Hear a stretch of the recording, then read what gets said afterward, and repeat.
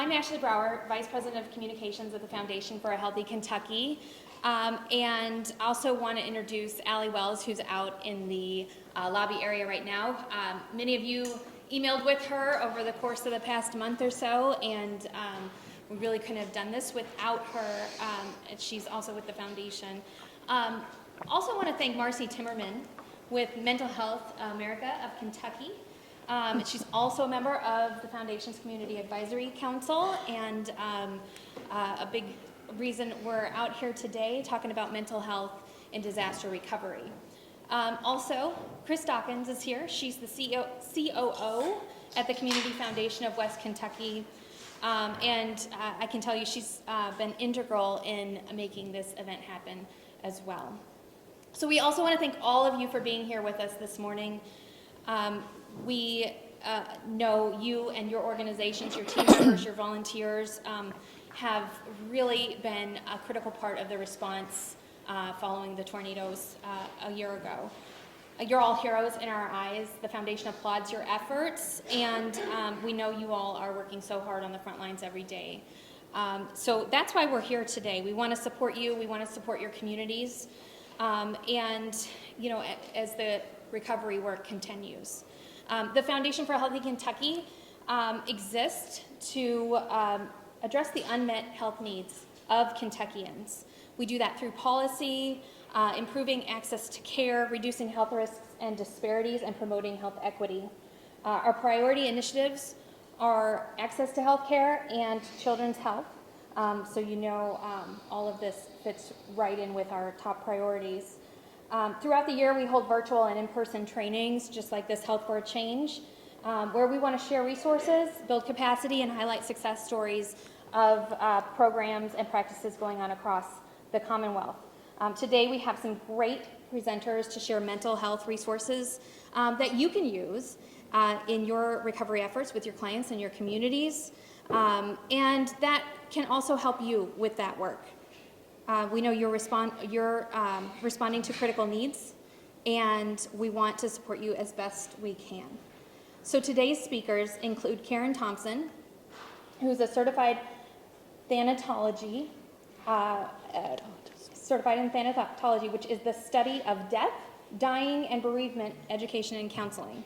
She's also a certified clinical traumatologist. Karen is based in Northern Kentucky. She's licensed in clinical she's a licensed clinical social worker, licensed certified alcohol and drug counselor. She is a medical social worker and is also working on her doctorate in social work at the University of Kentucky.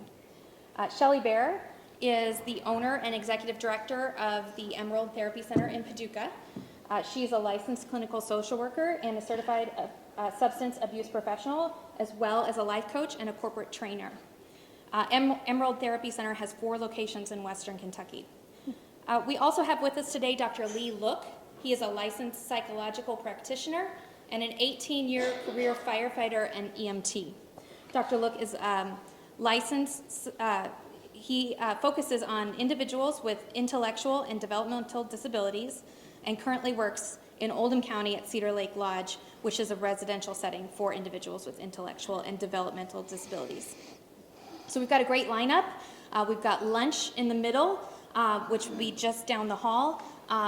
The couple of other housekeeping, we've got more water and coffee and soda just out here if you all are thirsty, and of course the restrooms are out here as well. Before we bring Karen up here, I would like to bring up Chris Dawkins.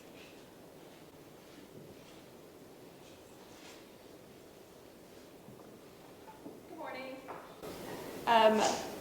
Very quickly here, I just want to take a second on behalf of the citizens in West Kentucky to thank the Foundation for a Healthy Kentucky and Mental Health America of Kentucky for coming and coordinating this event for us today. Particularly, we have Allie right over there, and Ashley and Marcy, who have worked so hard to coordinate this event for us. So if you have time today, please make sure that you express your gratitude for their effort.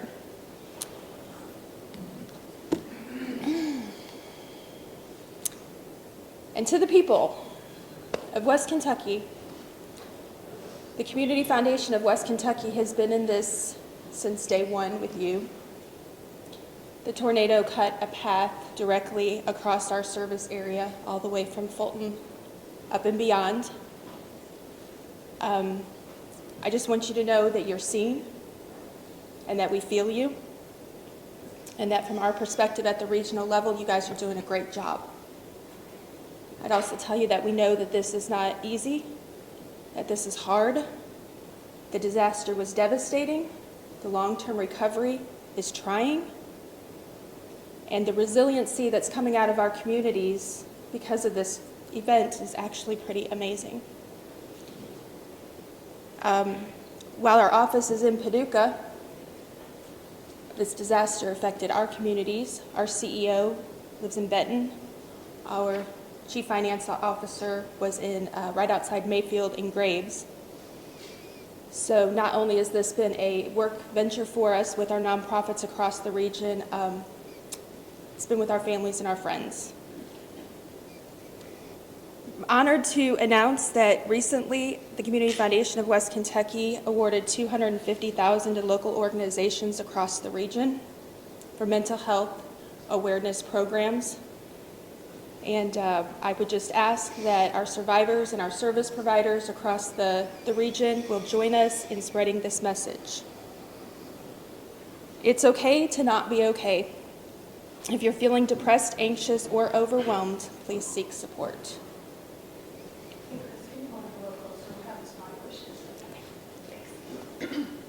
We thank you all for coming today, and we hope that you find something of value to take back to your communities. But most importantly, we hope that you enjoy the fellowship with one another. I don't think it's on. Hear me in the back? Oops, she's hooking me up here. I'm wired. Not enough coffee. I'm getting wired as well. So you're going to take me to the... I sure Okay. am. I'm going to step over here, out of the way. Super. So it's so nice to be with you all this morning, Western Kentucky. It's the first time for me to be down in this area, all the way from Northern Kentucky. I've met some very friendly, open people this morning, and I appreciate that so much. Today we're going to talk about dealing with disaster, stress, and trauma. We'll start talking, I'll show you the agenda, but I just want to say that if anyone feels triggered by the words or anything else discussed, we have an alcove set aside in the back, out by the lunchroom, room C. There's chairs there, you can sit there. I think there's others that could support you if you do leave. I will attend or talk to you after my presentation. I will also be here all day if you want to just talk. Okay, that is open to you. Just to get a feel for the audience today, and I'm just overwhelmed with the attendance. In a raise of hands, how many do clinical care, such as social work? How many social workers in the audience today? Okay. How many outreach workers in the audience today? How many first responders? Okay, fantastic. How many managers, supervisors? Okay. How many public health workers? Wow. And how many friskies? I had a feeling there'd be a lot of friskies here. So I want this to be informal. I want you to ask me questions throughout if you want. If you need clarification. I have an hour and a half to speak, but I'm going to start with a visualization up front just so we can calm ourselves into the day, into the presence of others. I'm not sure how many different counties we have here. Someone said there was, 15 different counties? Somebody yell out a county. McCracken County?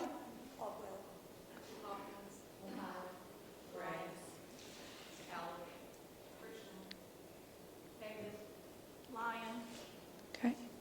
Marshall. Okay.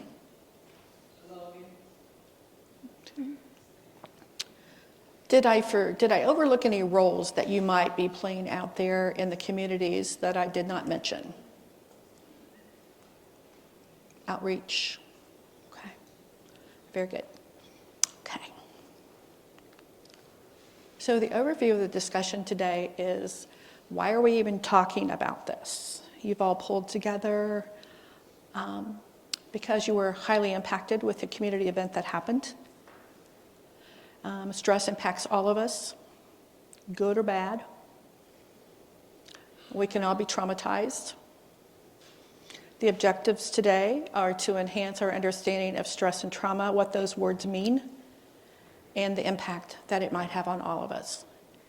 And we're going to gain knowledge of the signs and symptoms of stress and trauma. And we're going to talk about the terminology, but before I begin, I'm going to, if you'll all be kind enough, I'm going to do a visualization for us this morning. You don't have to close your eyes, but if you want to close your eyes and just sort of get a sense of where you're sitting and where you're at this morning. Just gonna, I'm sure many of you had a long drive to get here. So I just want to acclimate into this room and this space in our discussions for the day, okay? So you can close your eyes if you choose, or focus on a point in the room besides me, and take a nice deep breath. Take another nice deep breath. And to become aware of the rising and the falling of your breath in your chest and in your belly.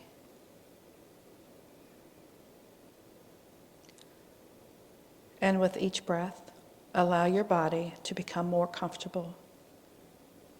Might have to move yourself around in your chair a little bit, shift yourself around, move your arm or your leg so that you're completely comfortable.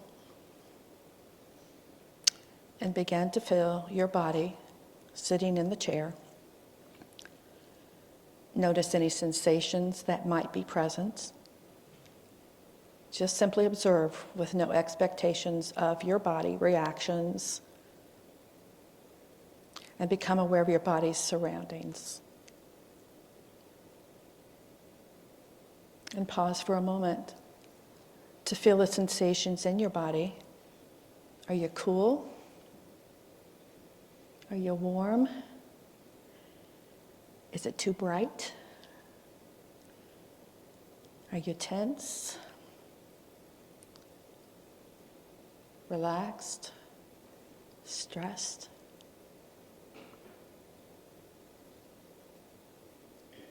Now allow your attention to move to the soles of your feet, to the bottom of your feet, and imagine that your breath is flowing into the soles. Push that breath down to your soles.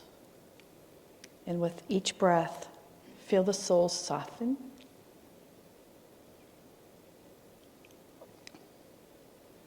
Now bring your attention to the rest of your feet, the upper part of your feet, up into your ankles, and just let the whole foot become soft and relaxed.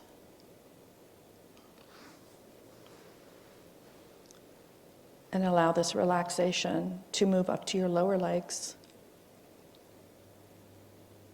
to your knees, and continue to move that warmth and relaxation into your thighs, into your pelvis, your hips, and your buttocks, releasing any tightness or tension that you may feel.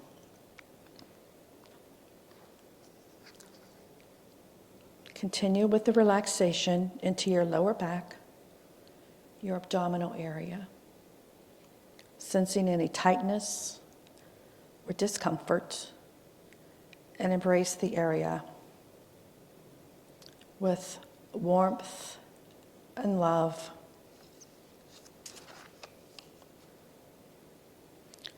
And as you continue to relax and feel this warmth and love, allow it to continue and slowly move upward into your chest area, encompassing your diaphragm, permeating into your lungs, embracing your heart. Expand this warmth and love to penetrate into every organ, artery, and vein in your body. Being aware of any sensation, in this part of your body, not judging it, just feeling it, and send loving thoughts to encourage health and vitality. Now allow this warmth and love to surround your shoulders and allow it to penetrate into the upper arms, elbows, lower arms, wrists, and hands. And as this warmth moves up into your neck area, sense it. Sense a tingling sensation from this love, self-love, and warmth, penetrating into the deep muscles of your neck, and feel a sense of calming and letting go of any tension that you may collect there. Wonderful. Now allow that warmth and relaxation to spread into your chin, your jaw, cheeks, and allow the muscles around your mouth to soften and melt away like warm butter. Continue with this warmth and peaceful feeling with the muscles around your eyes, your forehead, your temples, and your scalp. Letting go of any stress. Let go of any tension. Let go, let go, let go, and relax. And feel your breath cleansing. And as you breathe out, releasing the tensions and stresses from your body. Now take a long, deep, slow breath. Scan your body for any remaining tension or discomfort that you may feel. And let it go. Release it like a balloon up into the heavens. And feel your breath as cleansing as you breathe in. Notice any further sensations that you want to get rid of today. And you may want to keep some of those sensations that you experienced today. And with your exhale, let go. And when you're ready, you may open your eyes.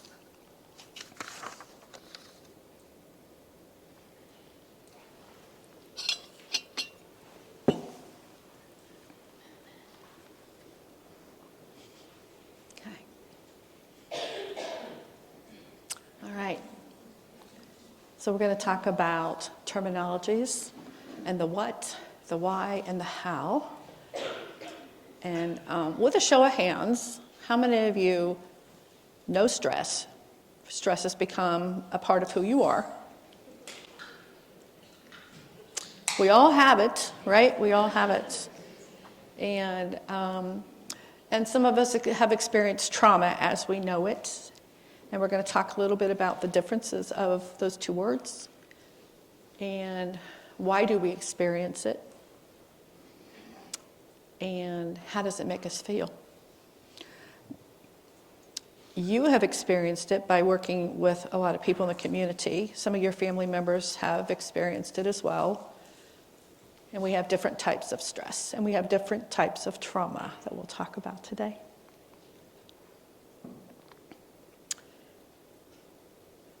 We went over this. Oops, I went backwards. Sorry about that.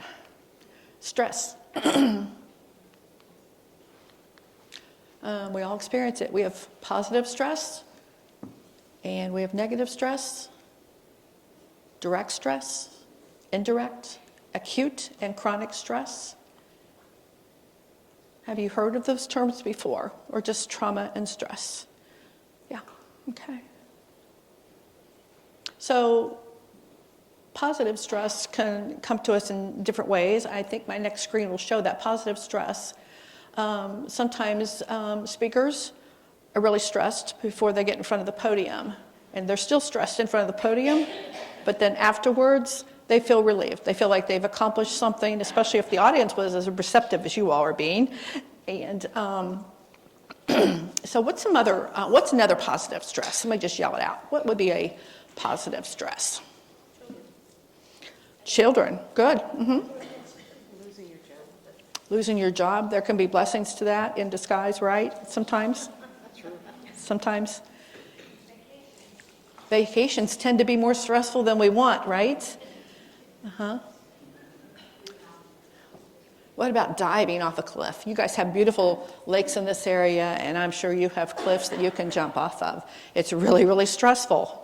Thinking, oh, my friends are doing it, I've got to do it too, jump. And once you do it, you feel so empowered by that, right? So it's kind of a negative, it's a positive, turns into a positive stress. And then we have skydiving. How many of you have skydived in here? Whoa, I'm impressed. Awesome.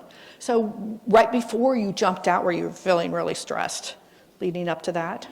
I was feeling nauseous and just wanted to get out of the plane. Just get me out of here. But then once you got done and you landed on your feet, did you feel so empowered by that? So powerful, and it ended up to be a good stress, right? Different sensations in that whole.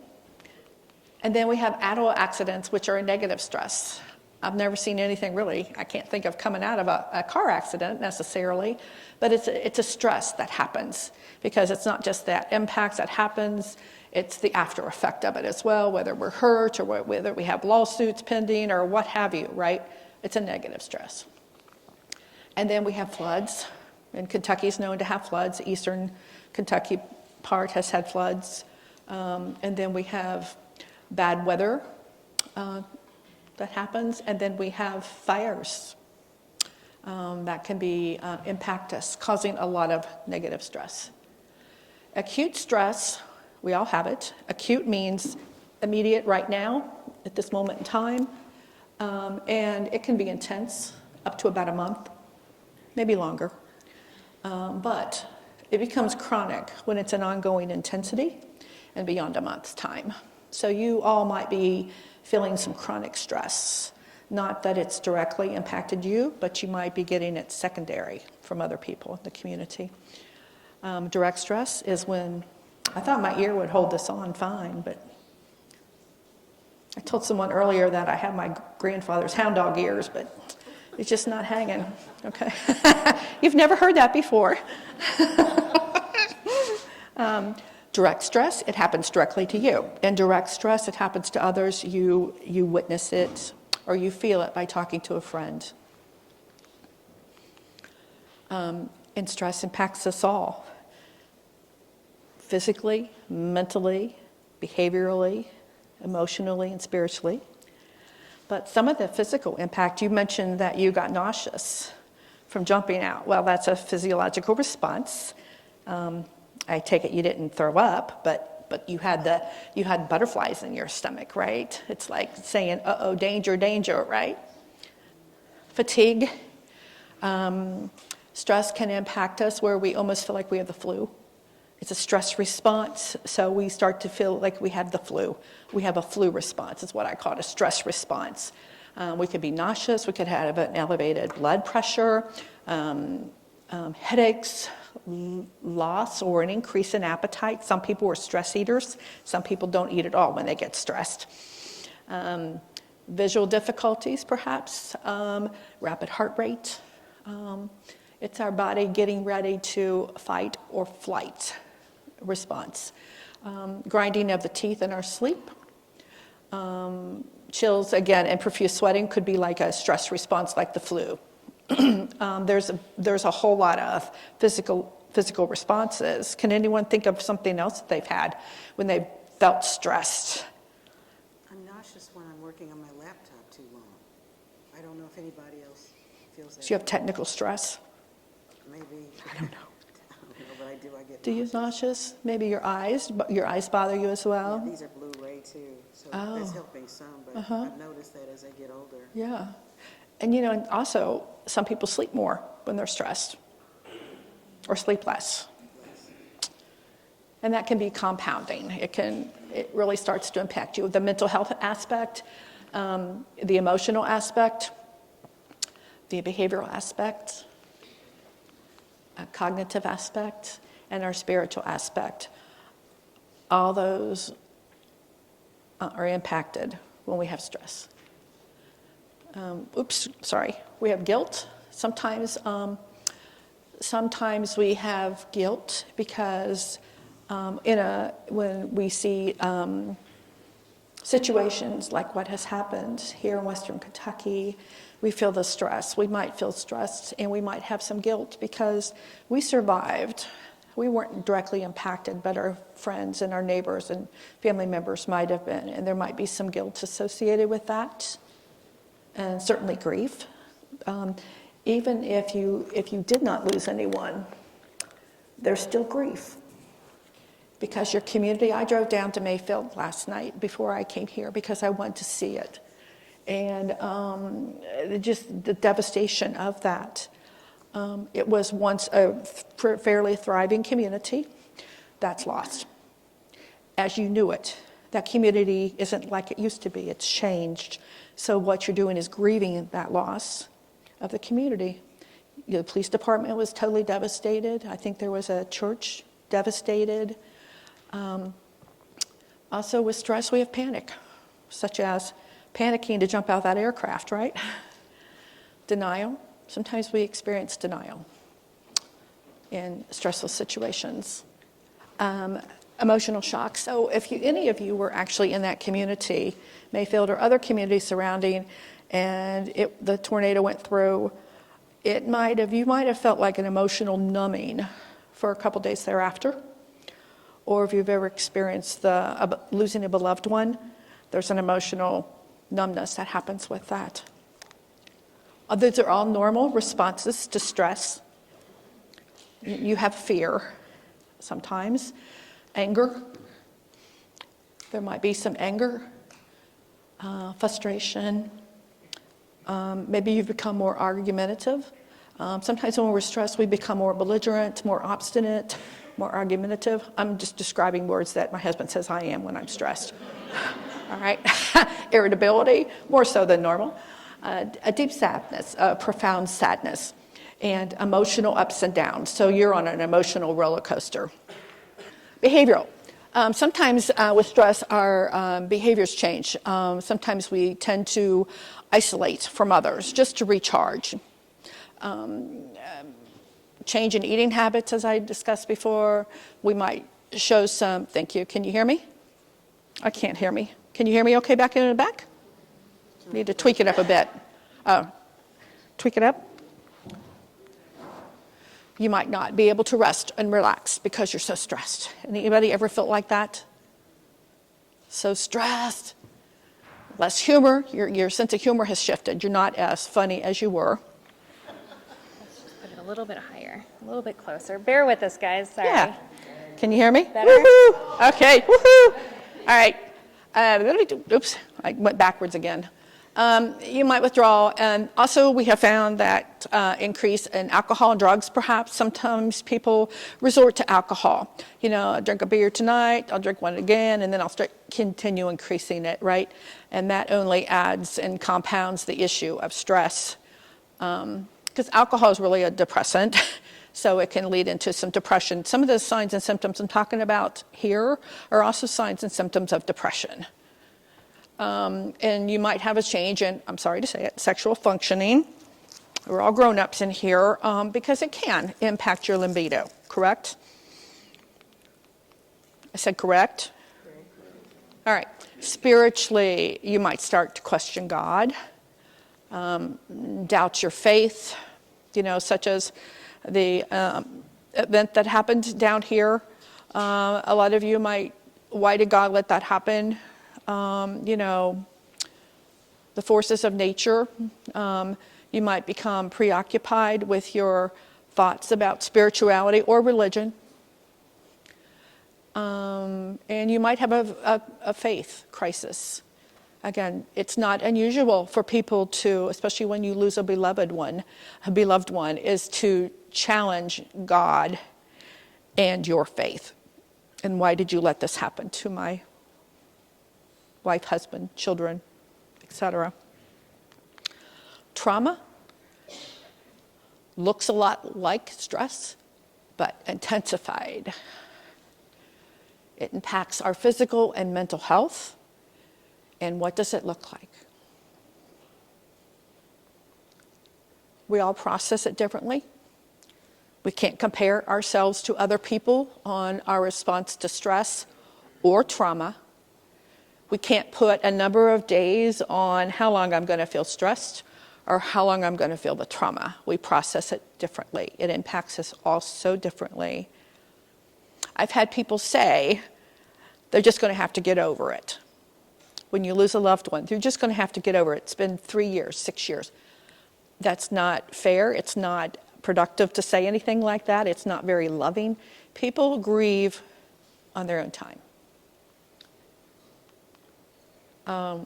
Acute trauma, or again, current acute setting, it means it's current. Chronic is prolonged symptoms. And we're a year out, a year and how long again? From a year and a month out. Chances are you're all having some impact, stress, and trauma associated with that. Maybe not directly, but indirectly, working out in the communities. I cannot even imagine how you're working out there with the people and the communities and hearing their stories and feeling their pain. Direct trauma, again, impacts you directly. Indirect trauma is a situation that you might have witnessed, you might have heard about. People can become traumatized if they watch the news every night. God knows there's enough trauma on there that after a while, you start to feel the pain of the world, you know? Secondary trauma is another term. Again, it's seeing, hearing, or reading a book about, or witnessing about someone else's trauma. In fact, the big case just hit down in, Memphis, the beating that just happened, and they're going to do a news release right now, soon on that. But I'm not looking forward to watching that video because I know when I watched the one of Floyd, I felt it in every ounce of my being. But that is something you probably don't want your children to see. Yes? I just don't think. Talk louder. Talk louder. Okay. Can you hear? Oh, I'm going to have to hold it up pretty close. I can do that. I am so sorry. Do you want me to repeat what I just said? No. Secondary trauma. Okay. And vicarious trauma. That's what you get, and you all working out in the communities with a lot of people, seeing their struggles and their demise and homelessness and everything that they're going through, vicarious trauma. It's your empathy, it's your love for mankind is why you're feeling that. Because if you didn't love mankind, you wouldn't have vicarious trauma through what they're going through. I know the next speaker, I think it's the next speaker of the day, is going to be talking about self-care, right? And empathy and self-love. Yeah. And PTSD, you've all heard of PTSD, right? It's when, and it's clinical. So typically we refer to a DSM, which is our Diagnostic and Statistical Manual of Mental Disorders. Typically you have to meet a certain criteria when you've been having trauma response and persistence of certain criteria over a 6-month period, or well, actually it's less than that. It's within a 1 month. If you continue to have those nightmares, flashbacks, you might be diagnosed with PTSD. I know a lot of people always say, oh, they've got PTSD. Well, not necessarily. They might have chronic trauma and they just haven't processed it yet. You know, it takes a while. And then we have compounding trauma. It's one traumatic event after another, such as the fires out in California. Communities have a fire. 3 months later, another fire. They've lost a father in one. They lost a sister in another. That is compounding, and it just keeps compounding. And you're like, when is it ever going to stop? Because it goes through every ounce of your being, and you start to feel the pain, directly or indirectly. And then we have complex post-traumatic disorder. It's experiencing the same PTSD with additional symptoms like inability to control your emotions, distrust, and you become very cynical of other people. Compounding trauma is like it keeps stacking up. It just keeps compounding. Have you experienced that in the community? It's almost like a domino effect. The event happens, and then they can't get the financing they need to build another house. Then they lost somebody through COVID or something else. I mean, our communities have been struggling with COVID, and then on top of that, we had the event that came through. And I'm not minimizing that by calling it an event, but that's what they call it, is an event. And complex PTSD shares the same symptoms, but more so, more intense. You can't manage your feelings, you can't regulate your emotions, and you start to have self-doubt, self-concept changes. You're feeling totally different from other people. You've probably heard a lot of people say, I just feel different. But they can't put their finger on it. Have you experienced that in the community? Maybe how many work with children? So are the kids saying, I just feel different. I'm not sleeping at night either, right? And signs and symptoms, acute trauma. This just isn't working for me for some reason. Signs and symptoms, feeling anxious, sad, or angry. You have trouble concentrating and sleeping. This is for adults and children. And continuously thinking about what happened. Processing it over and over and over. If you've ever lost a loved one in an auto accident or in the hospital or what have you, you continuously process that information. You're trying to make sense of it. And chronic trauma, then there's all those things up above, but you start to worry and worry and worry. You become more anxious. You become depressed. You have trouble thinking clearly. You're overwhelmed. You cry a lot. You start to have frightening thoughts and flashbacks and maybe dreams, nightmares or night terrors, feeling angry. And it's okay to feel those things. That's part of who we are. They're normal responses. And sometimes we avoid places and people because we don't want to relive that memory. They're disturbing to us, and we have to allow ourselves and show ourselves some grace and allow time for us to process that information. We also isolate from family and friends, and we tend to want to drink more. Alcohol. I've never seen anything good come out of alcohol, quite honestly, but a lot of people resort to it just to numb themselves, just to take their mind off of what they're dealing with. But for children, these signs and symptoms may develop and persist. So the ones who work with children have those same symptoms, but children might start wetting the bed.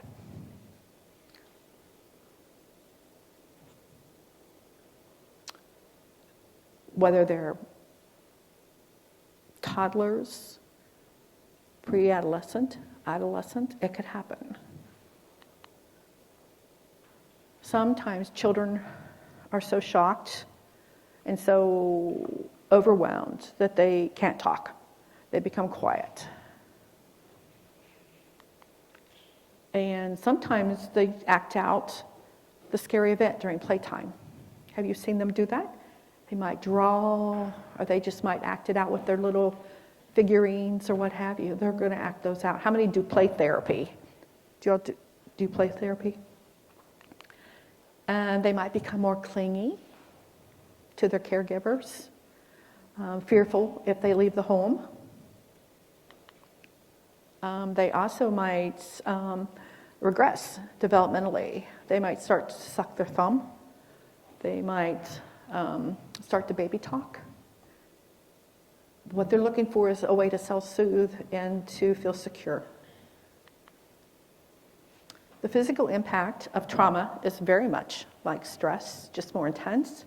You've got your headaches, you've got stomach pains and digestive issues, feeling tired, exhausted, depleted.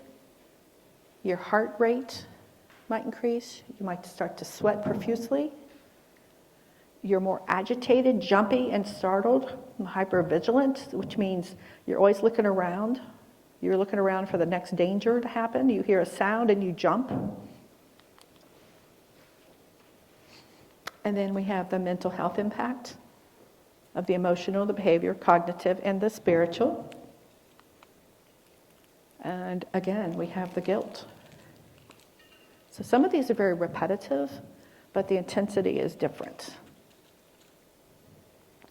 Panic, denial, emotional shock, and fear.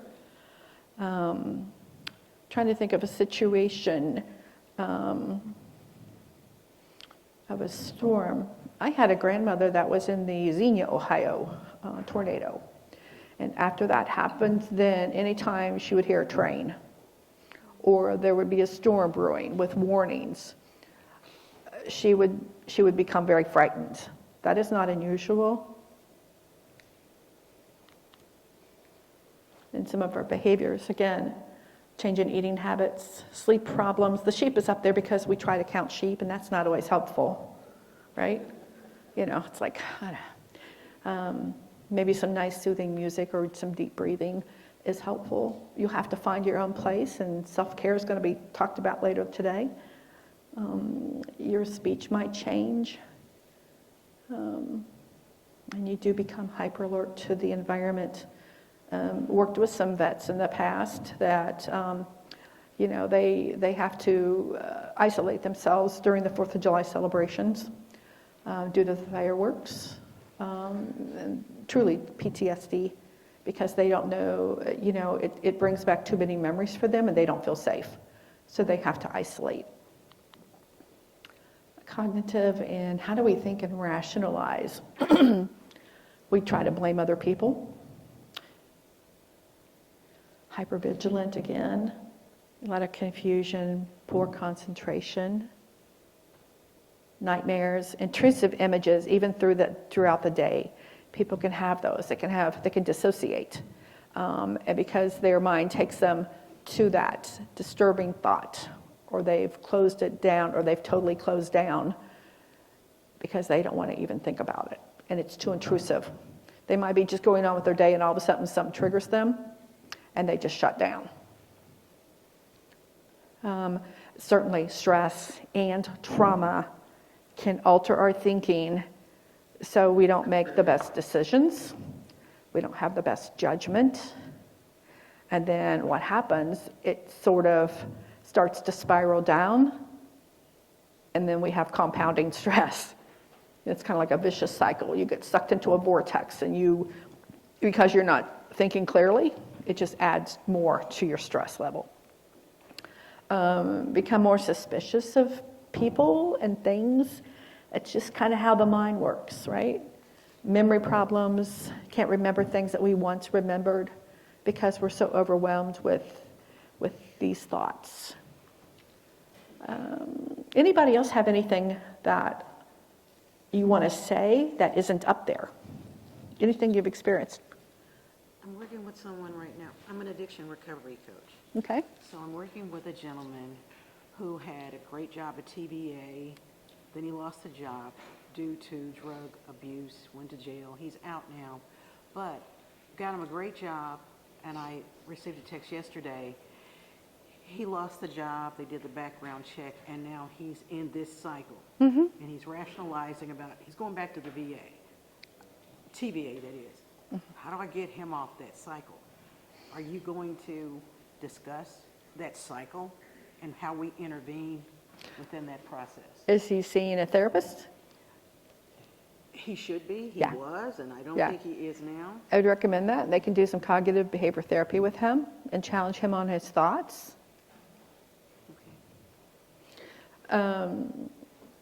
We can become very disoriented as well in person, place, and time where we're at. And we can become very defensive. Spiritually, again, we're going to have some self-doubt, and we're going to have question God, and a crisis of faith. What helps? Therapy helps. Being supported by 12-step programs, sponsors, friends, work colleagues, therapists, and then some of the joy. What brings you joy in life? And that's something we have to think about when we come across these things in our life that weigh us down. We have to think, where's my joy? I don't know if you have heard that from anybody in your community on, has their joy been taken from them? Their joy of living, their joy of life. And typically when that happens, I get concerned about self-harming behaviors and suicide ideation, and those all need to be addressed when you're feeling someone in great despair. And they may not say outright that they're suicidal, but they may have some messaging like, I just can't do this anymore. I don't want to live anymore. It needs to be addressed. Whoever you are, if you're helping people, you're allowed to ask those questions. Are you having thoughts of harming or killing yourself or anyone else? Because I don't think it's that unusual when someone has been devastated in the way some of these folks have been, that they might start to think that way, especially when you're depressed and you're stressed and you have trauma and your brain is rewiring itself, basically. Has anyone experienced that? Anyone making comments in children on any suicide ideation or self-harming, cutting? Yeah, of course. Okay. And any comments?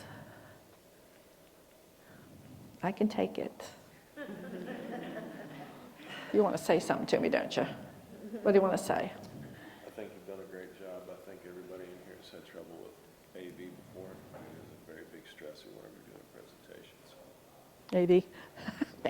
I can talk louder. See, I was just trying to hold back for you all. I didn't want to scare you away. But, maybe my normal voice is best. But thank you so much for that. But the first responders, I'm glad you're here, because first responders have a lot of secondary trauma. You see these patients. Am I over time? I don't need it. Oh, I do? Okay. Hello. I'm glad you're here. Actually, I'm glad everyone is here. Secondary trauma for the first responders. Police officers, firemen, EMS, paramedics, Red Cross people, mental health workers, anybody with anyone. Because we are in our jobs for a reason, because we like to help people and because we have empathy, and we tend to start feeling what they're feeling. We take it in whether we know it or not, and before long, you're feeling stress. You're feeling job burnout too, oftentimes. And we need to look for these signs, the stress signs, the trauma signs for ourselves, and pull back and do some self-care, which good lead in for you. Yeah, for self-care work. Anything else? I've got a question for you. I work in community health. He doesn't need this. Yeah, I'm a teacher, so I can do it. So I had an idea for a project that shortly after the tornado to help kids deal with stress. And I got somebody else involved with it in terms of funding, and that funding actually didn't come through, so it got delayed. And I'm wondering, at this point, would that thing that made sense in the month or two after the tornado, would doing that same project now bring up things that are in the past? It could, but it's there anyway. What I mean is, you're not, such as someone, a lot of people think that if you ask someone if they're suicidal, it's going to cause them to go out and kill themselves. Not the case. So what you're doing, but the thing is, you have to have safeguards in place. So if you're going to put, just as I said at the very beginning, if anyone gets triggered by this comment, this discussion, to go outside and someone can be there to talk to you, you need to put those in place for people, just as an added protection for them, if that helps you. Right after an event happens, it might be too soon for things, but a year later, it's probably appropriate, or 6 months later, to debrief and to talk about. Yes, those ugly thoughts are going to come up. It's going to trigger them, but it might also help them move through that process because it's normalizing. So we're here today to talk about those normalizing signs and symptoms of trauma and stress, because people start to feel real isolated, like I'm feeling really weird and no one else has said anything, because not everybody wants to put their emotions out there. But I think it's a way to help people is dialoguing about it, but put some safeguards in place to help pull them up if they need to step out.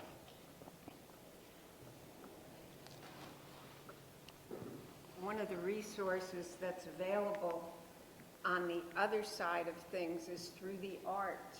The Kentucky Arts Council, through the National Endowment for the Arts, has been making money available and other resources available as communities recover and rebuild. And I'm a great believer in using the arts at different intervals, certainly not for first responders, you don't have time. But the arts can provide an outlet for discussion and for people to work through some of their areas. So if you need to know more, Google the Kentucky Arts Council, and they have a committee similar to this gathering that they've been working on. There's a lot going on in Mayfield because the Ice House Gallery was totally destroyed in the tornado, and they are working. So that's just another resource. Thank you. Be beautiful, beautiful. And I think art therapy and also pet therapy, anything that helps. Anyone else? Did someone have a question back here? Okay, here it comes. Comment. I might not need that. Listen, I put it in front of my face. Okay. You have to as well. Okay, I have to too, okay. As a first responder, we do a couple of different things, and I think it kind of pulls back into what he was talking about a minute ago. When you get done with an event, you can have what's called a debriefing. And a debriefing is where he gets a chance to kind of tell what happened to them, tell their story. That's a wonderful thing to do right after an event. But as first responders, we also have what's called a hot wash. And what that means is we're looking for what did we do great and what did we not do so good that we need to improve. And so I'm going to kind of bounce off of what he was saying, talking about how far in between should those be. I've been in, if you do an exercise, that's where you pretend the bad thing happens. That hot wash afterwards, everybody can accept what you say about that should have been done differently. They see where they could have done improvement, and it's usually a good, fun, everybody's in a good humor during that time. But in a real world event, if you hot wash too closely after the event, the emotions are too raw. And it feels like you're criticizing someone on what they did, because everyone that showed up to do whatever they do, they did their very best at that moment. And it is with hindsight that we can see how we could do it better. But I just want to encourage first responders, when you're thinking through this and when you get ready to do a hot wash, that you keep in mind how emotional that event was and how much time do you need to give before you can do the hot wash, where people can clearly think through what they did and process it, and then be able to hear what someone else has to say about how they could have improved it, and work really carefully on that while you're doing it, that it doesn't come off as criticism of, you suck, as opposed to, I think we could have done it this way and might have worked out better. So that's just a couple of thoughts, because I do know if you hot wash too soon, it is a very difficult situation. Yeah, thanks for bringing that up. Yeah, so in Red Cross, did mental health for Red Cross and a few other organizations. Typically, it's within, debriefing is like 72 hours. You don't want to go in where it's super raw. What you want to do is allow people to process on their own, and then you go in and you talk. There's no judgment with that. It's about what was your, how do you think this happened? How did it happen in your mind, right? And everybody has an opportunity to do that, because that's how you process. You process it in your mind, you verbalize it out, and it's a safe place to do that. So debriefing. They do briefings, they do debriefings. Thank you. How are you all doing back there? You're the paramedics, EMS, first responders. Have you found a lot of, you want me to bring this back to you? So you're talking to me? Yes, ma'am. I'm public. Oh, we're with public. I'm public. Okay. Health, but we're ESFA, which is health and medical, and so we do work with all of our first responders, and we are usually we're coordinating what's going on in the background of first responders is what our work is usually. Okay, good. I'm glad you're there. Any first responders want to say anything? Not putting anybody on the spot. Feel free. Anyone else have anything to say? Marcy's smiling.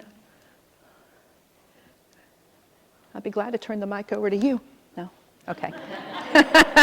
I'm making you twist around. All right. But we can talk afterwards. I want to make sure that I understood your question correctly. Did you think I? Yeah, I think you got it. Okay, I got it. Talking about. Okay, yeah. So anytime we can dialogue about our feelings like this in a safe place, and you want to make sure that people feel safe or they're not going to talk. And we want to hear everybody's input on how they're feeling about it. Anything else? Yes, ma'am. Just a question. Okay. I'm not an EMS, I'm not a social worker. I still work for the state. I handle rapid response. So I've got businesses, homeowners, people just every day. But they tell me they're stressed, they tell me they're frustrated, and I can't break that barrier to find out what it is. Right. I can't help because I can't break it down. So you're on phone with them? Sometimes. Yeah. What's your role? Workforce development, rapid response, Rapid response. So are you triaging? depending on where and when. Okay. So you're stressed. Sounds like it. Yeah, sounds like it. So you don't have to have an answer for people. What you can do, there are a lot of resources. If you, yeah. So MHA, Mental Health of America, we have a lot of, and so does the foundation. I provided them with some resources as well, which I think there's some out there, but I think they're also going to send some through on emails afterwards as a follow-up. Yeah, and certainly if anyone ever conveys to you they're feeling like they don't want to be here anymore. Oh, I can handle that one. Okay, what do you say? Let me talk. And that's where I start. Let's talk. And then I tell them about my brother, which is all a true story. Let them talk. Well, I do. Okay. If they will open up. True. If they don't, then I start talking Yeah. and say, do you understand this? Because I didn't. I always flip it. See if Yeah, I can get them to talk. Most of Yeah. the time that'll break the ice, but not always. okay. Yeah, sometimes people are reluctant because they're afraid that they're going to be admitted into a psychiatric unit. That is what I have found, but that is not always the case. Sometimes they don't meet criteria for that. It depends if they have a plan, all kinds of things, and really how serious are they? We have to do a risk assessment of them. But that's my concern. When Marcy asked me to put this on, I thought, well, I'll just start with basics of stress and trauma and see what comes up with that. But suicide is always on my mind as far as how people who are in catastrophic situations, especially if they're drinking, on top of feeling depressed. Sometimes those things happen. I always find out if they have a firearm. I don't want to ask. I know you have to, I just Well, don't want to. you know, but if you ask these questions, then you better have a plan on where to take them How next. to address it when you're not in front of them. Yeah, because sometimes we have to do mental health checks on people, you know, and people don't necessarily like it, but some people are very grateful for that when we do it. But no, it's a good question. So I think self-care later today is going to be helpful for everybody in this room. I would say that I have always told my staff, you know, it's important to have self-care, but then I'm not the one who really does it myself all the time. We have to stay present with ourselves, right? Yes. To do that. Did you have a question? No questions? Comments? Jokes? No, just kidding. Okay.